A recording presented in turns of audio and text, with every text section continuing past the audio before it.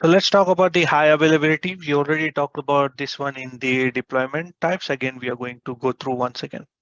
Now, in the distributed model, there will be a primary and the secondary. So primary and secondary. So if the primary goes down, secondary will be still functioning. All the services will be working, but the secondary will not become primary. You have to do it manually in the two node deployment. Okay, so this is the problem. Now automatic failover, again, you do have the primary, you do have the, let me raise that one. So you do have the primary, you do have the secondary, and you do have the second. Now this time, the other one, the extra one will be monitoring the primary.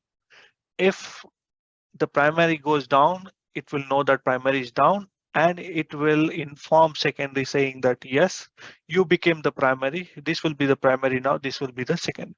So basically, to have an automatic failover, you need to get three eyes so that once the primary goes down, you do have a two node deployment that is primary and secondary, like this one.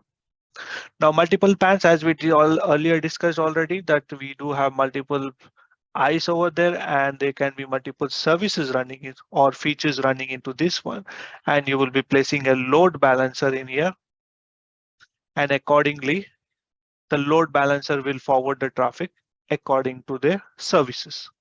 So this is the multiple pans, or you can say a distributed pans. I hope this was informative for you, and thank you.